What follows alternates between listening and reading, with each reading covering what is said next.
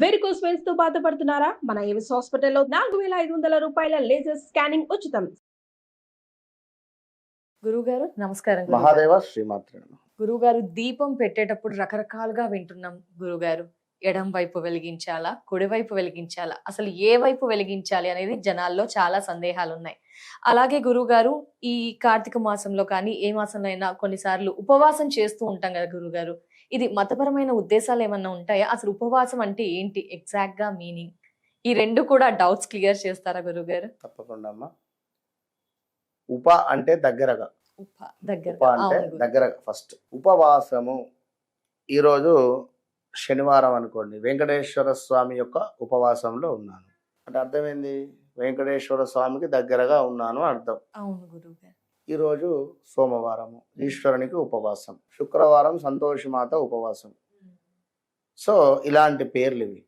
So దీని అర్థం ఏమిటి? ఉప అంటే ఏం చెప్పాను? దగ్గరగా అని చెప్పాను. సో ఏ రోజు నాడు మీరు చేసే ఉపవాసంలో భగవంతుని దగ్గర మీరు ఎంతసేపు గడుపుతున్నారు, భగవంతుని యొక్క శ్లోకాలు ఎంతవరకు చదువుతున్నారు, భగవంతుని యొక్క ఆరాధన ఎంతవరకు చేస్తున్నారు, ఎదుటి వ్యక్తి మనిషి లోపల కూడా భగవంతుని చూస్తున్నారా, లేదా భగవంతుడు వేరు మనిషి వేరు అనేటువంటి భావనలో ఉన్నారా, సమస్త కొన్ని కోట్ల ఈ యొక్క జీవరాశులలో ప్రతిదానిలో భగవంతుడినే చూస్తున్నారా, లేదా భగవంతుడు వేరు వీరు వేరు అని చూస్తున్నారా అనేటువంటి భావన మనకు అవసరము. ఈ ఉపవాసం చేసేవారు సంతోషమాత ఉపవాసం చేస్తున్నానని చెప్పి భర్తకు విలువ ఇవ్వకుండా మాట్లాడేటువంటి వారు కావచ్చును, లేదా నేను ఈరోజు అయ్యప్ప స్వామి దీక్షలో ఉన్నాను గత కొన్ని రోజుల నుండి, అప్పటి నుండి బుధవారం అయ్యప్ప స్వామికి ఉపవాసం ఉంటున్నాను అని చెప్పేటువంటి భర్తలు భార్యపై అరిచిన కొట్టిన ఆమెను కొన్ని సందర్భాలలో, ఒక బుధవారం అంటే బుధవారం మాత్రమే స్వామి తొంగి చూడడు కదా.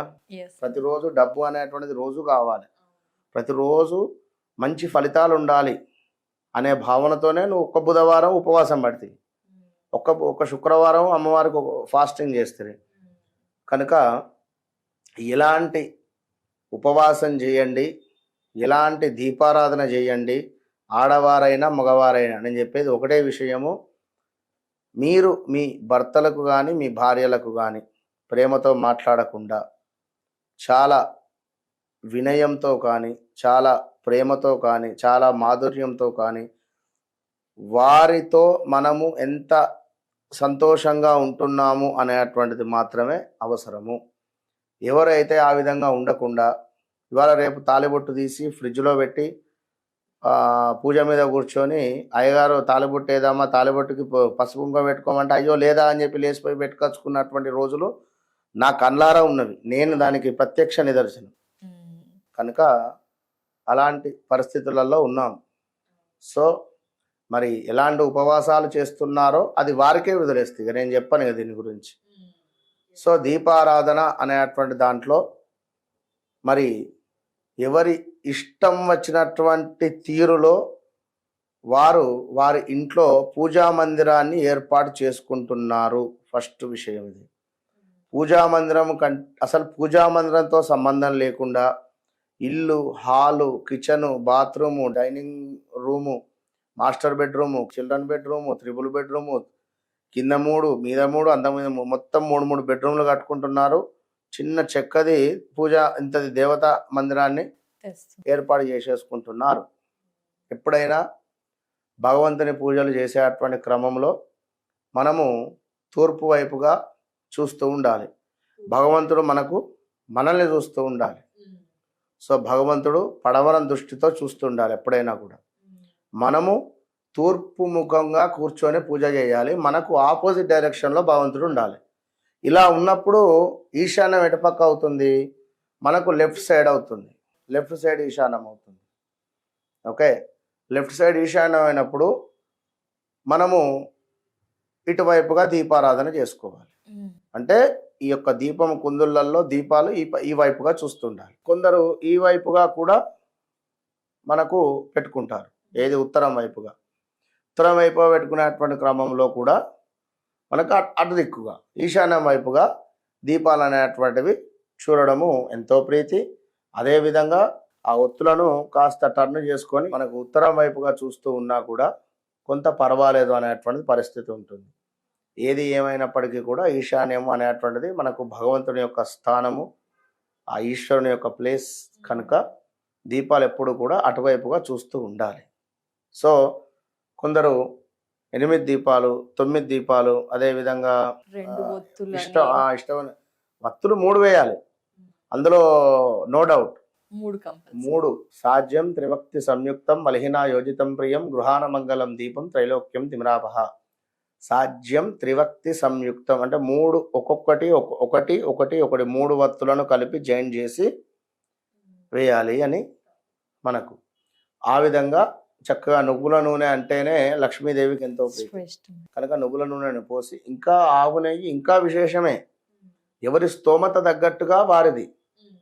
వెండి దీపారాధన, వెండి కుందులు చాలా విశేషం. అలాంటివి ఇప్పుడు కొనుక్కొని రమ్మని చెప్పి మనం చెప్పలేము. కనుక వారి వారి పరిస్థితి దృష్ట్యా వారి ఇంట్లో ఉన్నటువంటివి చేసుకుంటే బాగుంటుంది. రాబోయేది కార్తీక మాసం మనకిప్పుడు. ఈ కార్తీక మాసంలో ప్రతిరోజు సాయంకాలము దీపారాధన చేయడము ఈశ్వరునికి ఎంతో ప్రీతి. ఇంట్లో ప్రతిరోజు దీపాలను చక్కగా వెలిగి, గుమ్మం బయట 2 దీపాలు, అదేవిధంగా ఇంటి మనకు ప్రధాన ద్వారం వద్ద ఆ యొక్క పాటాకు ఉంటుంది, మన అదేమిటి గేట్ రిలేటెడ్, దాని వద్ద 2 దీపాలను, అదేవిధంగా ఇంట్లో కూడా ఎన్ని గుమ్మాలు ఉంటే అన్ని గుమ్మాల వద్ద దీపారాధన, ఇలాంటివి చేయడం ద్వారా ఈశ్వరునికి ఎంతో ప్రీతి ఉండేటువంటి పరిస్థితి ఉంటుంది. ఏది ఏమైనప్పటికీ కూడా మనకు దీపారాధన చేసిన తర్వాత తప్పకుండా ఈ మనకు అమ్మవారి యొక్క 108 నామాలు, ఆ యొక్క దీపము వెలిగించగానే కొందరు అక్కడి నుంచి ఏదో దీపం వెలిగించేస్తారో వెళ్ళిపోతూ ఉంటారు.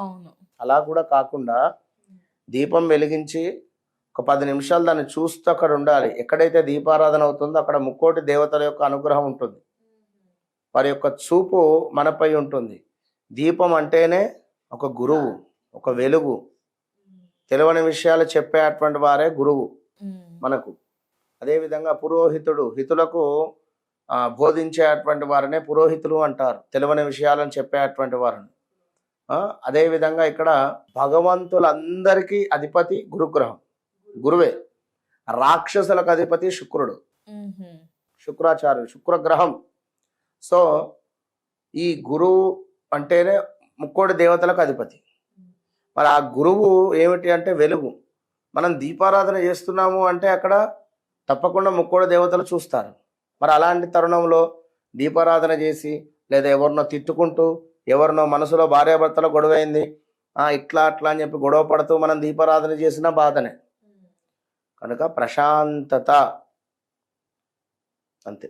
ప్రశాంతత లేనిది మీరు 1 గంట ఆగి చేయండి, నష్టమేం లేదు. కాస్త లేట్ అయింది అంత అట్లా చేసుకోవాలి. ఎప్పుడైనా దీపారాధన చేసేటప్పుడు కింద తమలపాకు కానీ లేదా ఒక ప్లేట్ కానీ పెట్టాలి, సింగిల్గా చేయకూడదు. తప్పకుండా గురువు గారు, ధన్యవాదాలు, నమస్కారం. మహాదేవ.